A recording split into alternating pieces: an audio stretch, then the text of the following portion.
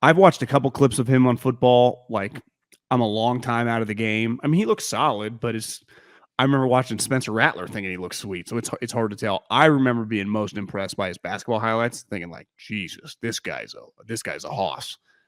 But I think it's going to be very, very. Think about, I would say, the best two prospects of the last decade. Luck got to fly under the radar, right, as a recruit, and then when he got to Stanford, he became a really big deal. Trevor Lawrence did not. I remember hearing about Trevor Lawrence in high school, and it was a really big deal, and he immediately started and became a legend. But those two guys became like the two prospects that everyone agreed, like, can't miss, right? I would put this guy on Trevor's level of fame. It just like number one prospect. Every team wants him. Should be a 3-and-done guy. But everyone's already viewing him like he's going to be Andrew Luck. Like it's going to, and factoring in the two brothers who, again, are not even his father, right? I think he kind of gets talked about like he's Eli or Peyton's kid, but he's Cooper's kid. And it's weird, right? In their family, they're all kind of together. So it's like, it doesn't even matter. I mean, they all have the same sperm, clearly, right? I mean, look, like, is Peyton going to produce? Like, I think Peyton's kid's Marshall. Like, I expect him to look like Arch. Yeah. But it does feel very, very difficult to live up to what's coming, right? For a variety of reasons, right? Sometimes it's hard to evaluate you. You get misevaluated. Sometimes you go to a place that can't make the most of it. Sometimes you can't handle the pressure. And I think that's one thing that's unique. We talked a while ago about this article, maybe a couple months ago, and it was basically, how did Eli and Peyton's recruiting go? I think it was in The Athletic. And what does that tell us about Arch? And now that Arch has picked Texas, I think it's actually, looking back at that article, it was pretty good at kind of previewing. Those guys ultimately went to play, both of them, to play for David Cutcliffe. They both picked the play. Cutcliffe was the OC at Tennessee, and then he was the head coach at Ole Miss. They both picked the person that they thought would develop him the best, right? They did not at that time, because keep in mind, NIL exists now, but if Peyton wanted to get paid more money, and definitely Eli, who went to Ole Miss, wanted to go somewhere where he could have made the most money, I'm sure they could have gone somewhere else, right? Yeah. That's not what they chose. And even though Arch clearly is making money in this deal, I mean, there's no question their top priority was where is the best for him to develop. I thought the article, you referenced it, there was one a couple days ago, somebody wrote about him. Like, the guy who's quoted talking about Arch in that Athletic article a couple days ago this week is his high school coach. And that's the same if you look back at some of the Eli and Peyton stuff. It's the high school coach that kind of spoke for them and didn't really never spoke out of turn and just said the same stuff. Clearly an impressive guy. Like Archbishop New Orleans is where they live. I think. Newman, is that the name of the Newman, Archbishop Newman? Yeah. Like, they clearly believe in Steve Sarkeesian. Like, I think that's one of the headlines here is everyone, I'd say the whole college football world for a few years now, is trying to figure out, what is Sark legit, or like, what's the deal? These guys really clearly believe in him and his OC. Like, they would not go there. They're not going to the highest bidder. They're not going to they clearly believe in him. But I think if you heard their dad talk, they allowed, because remember, there's a lot of pressure with Peyton. It was a big deal for him not to go to Ole Miss. And when he went to Tennessee, and Archie's thing, Archie, it's kind of crazy, right? It makes sense why his Arch and Archie. Great name, by the way. Pretty cool, like, to name your grandson, but not like, it's awesome. Peyton was allowed to make the decision. Like, Archie was not going to force him. I mean, Archie is easily, I mean, when you watch Eli get his name, like, and just the lead up to it, easily like a top 10 most famous guy in the history of the SEC. And in that program, like, I bet if you and I had grown up in the South, Ole Miss was Archie Manning. Ole Miss, Archie Manning. And Peyton didn't have to go there. And I do wonder, this was not Peyton, Eli, or Cooper's decision if they allow. Obviously, does it make now that picture went viral yesterday? Do you think they were all together knowing the decision was coming now, clearly, right? Yeah. And I don't know, like, how much. I'm sure he talks to him all the time, but I do wonder if they just, like, this is Arch's decision. And you hear, like, people that are good parents, our parents, we were lucky to have good parents. A lot of people have good parents. Like, you do, like, you want your kid to lean on you, but ultimately, like, especially with college, like, it's your fucking decision. I'm not there with you. So I do wonder if I had to look him up this morning before we hopped on. Milwee is, like, the quarterback coach's name, who started at Alabama as a quarterback, then transferred to North Alabama. And he had been like kind of a middling OC. He's like our age. 1 year younger at like Akron and some random. He became a quality control coach at Alabama when Sark was there. Sark took him, made him his quarterback coach, and this guy's been recruiting the shit out of him. They just hit it off. Now, in fairness to Sark, I don't know if Sark's a great head coach. I would say the evidence would be more than questionable at this point in time. But I do think it's fair to say he can really recruit, like Lane. Like they can. Those two guys. Now, Lane, I think, has proven he's a dynamic head coach, right? He just won 10 games at Ole Miss. Like, it's the most regular season wins they've ever had. Sark just went 6-7 at Texas. Now, granted, he inherited a program with no NFL players, but you put him in a room and, like, listen, it did not go well at Washington at all because Pete got there they had a bunch of talent. But the reason he won immediately is Sark left him with a bunch of talent. Like, he really recruited. Like Sark clearly, I don't know him personally. I don't think I've ever really talked to him. People I know that know him really love the guy. A lot of people root for him. Yeah, that's true. I think, but he's going to have my point is, like, he is really good with people. Well, he's got to balance it, though, because, by the way, they play at Alabama week 2 next year. They open with Alabama at home this year. Then they go to Alabama week 2 in 2023, Arch's freshman year. Well, does this put basically Sark now on scholarship for like 3 years doing this? Because what if he goes 6-7 again? No, I mean, he's getting next year, right? Because you can't fire him because Arch doesn't sign until you can't, like, Arch is committed to Texas, but if you fire Sark for whatever reason this year, Arch can go somewhere else. Plus the portal.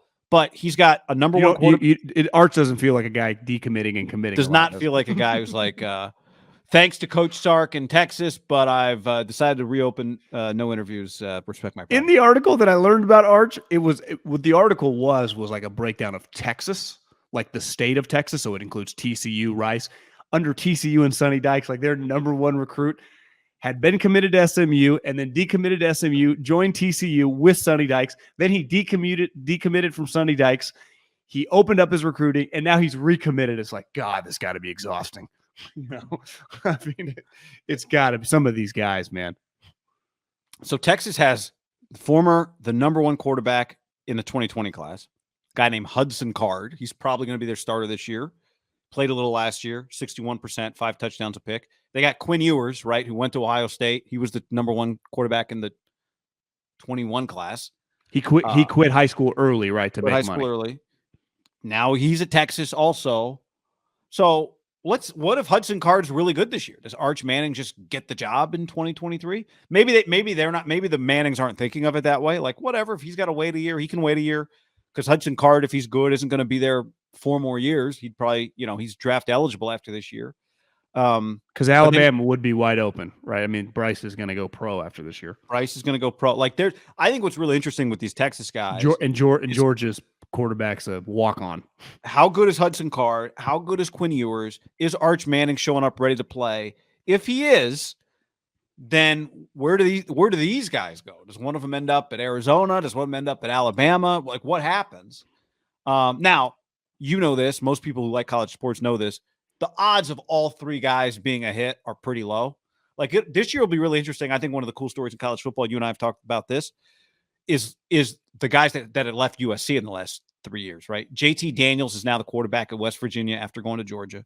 Keaton Slovis is now the quarterback at Pitt. And Jackson Dart is now the quarterback at Ole Miss. That's the one I'm keeping an eye on. Yeah, that's the one. His Heisman odds are pretty high. Like, he's got pretty good odds. And obviously they got, Caleb Williams. Jackson Dart probably stays at SC if Caleb Williams isn't all these guys. But why did Ewers leave Ohio State fast? Because it turned out CJ was really good, really fast. Well, at the end of the day, at any given time on this planet, there's like 15 legit 10 to 15 really good NFL quarterbacks. And like, I don't know. 30 good college players. I'd say 30 good ones. And then I'm not talking about NFL. I'm talking about even like Graham Harrells and stuff. Guys that can throw up numbers and win. I would say the number of college quarterbacks where their fan base is happy with their guy is probably, 20 to 30. Well, think of how many there are on the West. There's Caleb Williams. There's the Utah kid. There's Hainer. There aren't even that many, right? Yeah. Do you think UCLA loves their quarterback? No, but he's going to be a 5th-year starter. But yeah. Stanford, he should be, but we'll see. Yeah, Bo Nix at Oregon, we'll see. Washington State, maybe Cam Ward. Yeah, you're right. Like, there's a lot of fan bases right now pretty optimistic about their guy. I was going the other way. I was saying I think they're but unknown. Like I think there are like three that feel really Unknown, good. yes. Fresno State, USC, and Utah feel very good about their quarterback. Like they're going to win big with that guy. Yep. And then you add in Alabama, Ohio State, Kentucky, I guess. I was going to say Tennessee, but I meant Kentucky. Yeah. In theory. I just heard that. What's that guy's name? Levis? Will Levis. I'm keeping an eye on Scangarello. Ole Miss, Skangs. So what if they just become like the number one offense? Scangarello becomes this huge coaching prospect. Hot name. Kyle badmouths him. Trey Lance badmouths him. I think, we're going to talk to Lincoln Riley on. You'll hear that conversation coming up Saturday or Sunday or Monday, depending on when you listen. However you consume, it's available whenever. That's the beauty of podcasting. Internet. USC being great is really good. You and I talked about this on that show. It's really good for the Pac-12. It's also big for college football in general. And Texas is the same. Like, I'm happy he chose Texas, Arch. If he's a good quarterback, Alabama's going to be fine without him. Georgia will be fine without him. Texas is going to be on your TV one way or the other. So I hope they're good because they're going to be on. Guy, they did not have a player drafted. That's crazy. They did not have a player drafted. Like you could argue it's been an ugly, 5-6 year stretch for them. Last year, honestly, felt like the lowest point. No player drafted, 6-7. A monkey bit a kid. I mean, it was Pole assassin. They lost to Kansas. I mean, last year was bad. Sark, you could argue Sark needed this. You could argue that because it feels like he would be in a must-win situation this year without it. Because you and I talked last year, could he get fired after this year? Like, is he going to last 2 years? And now it feels like this buys him a little time. Because this is ultimately a part of why you hire him, right? Because say what you want, it's not his fault they didn't have NFL prospects. That shows you, like, have they not been recruiting as well? What was the guy's name that they took from Urban? Who's their last coach? The offensive coordinator from Ohio State. Tom Herman. Like, that was a disaster, And there was a lot of hype behind him. And he felt like the one thing Sark doesn't feel like, which I felt Herman, like, is hot, like just kind of a bunch of fluff and bullshit. I do think Sark tries, and I do think he's a pretty genuine guy. I just question how good he is as a head coach. And in fairness to him, like, it's hard to be a really good head coach. Like, think of how many there are.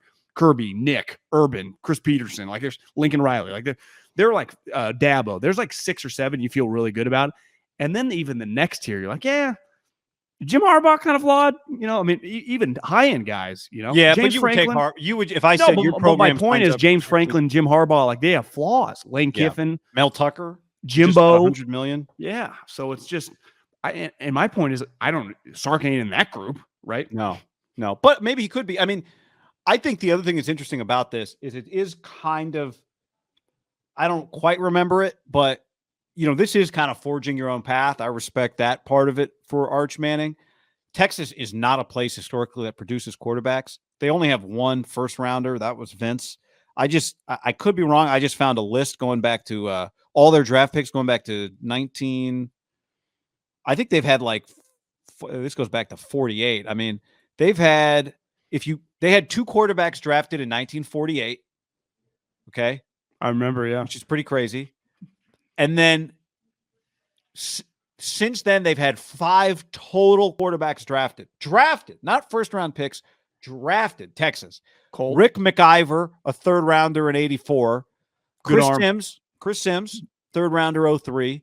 VY, 1st rounder 06. Colt McCoy, 3rd rounder in 10. Sam Ehlinger, 6th rounder in 21. That's it. I mean, holy shit. Now, I would say this, though, Guy. If you really dove into a lot of the sweet programs, historically they ran the ball down your throat. Like, when I think Texas, when we were like in junior high, like Ricky Williams, right? I mean, Jamal Charles. For a long period of time, college football was run the ball down your throat. And historically, a lot of quarterbacks, right, come from random schools. Elway, Stanford, Marino, Pitt, Luck, Stanford, right? Aaron Rodgers, Cal. It's not even Brady, Michigan, but Michigan's produced a lot of quarterbacks. I'm not defending Texas. I do think, like, if you looked at Alabama's history of quarterbacks, probably not as great as you think till recently. But that is crazy when you say it out loud. I mean, Oklahoma has, think how many more Oklahoma has, right? Yeah, I mean, UCLA's had like 11 guys drafted since 84. Yeah, but when I think UCLA, like academic, quarterback, pro style offense historically but before you just Chip. assume Texas gets the best. Like Texas has its pick. They have the most money. They get the best players. They live in Texas. Well, it's historically one of the most overrated brands. Excuse me. The brand is legit. The actual program is like their rival, Oklahoma and Texas. One day I did this for an exercise just because this was maybe years ago. And I was just, everyone, Texas, Texas. I just remember looking up, putting Oklahoma and Texas's win totals just for like 35 years. It ain't even close. If I was an Oklahoma diehard, I'd be so tired of Texas. Like they get talked about nonstop. And we average like 10.5 wins. They average like 7 or 8. Yeah. And think that Oklahoma has a way more natties, way more pro. Think about just the random guys in the NFL. You're like Trent Williams, fucking Oklahoma. I mean, Oklahoma, it ain't close. Now, that's where Mark Andrews, D.D. Westbrook, Hollywood Brown. He should be able to recruit on their level. CeeDee Lamb.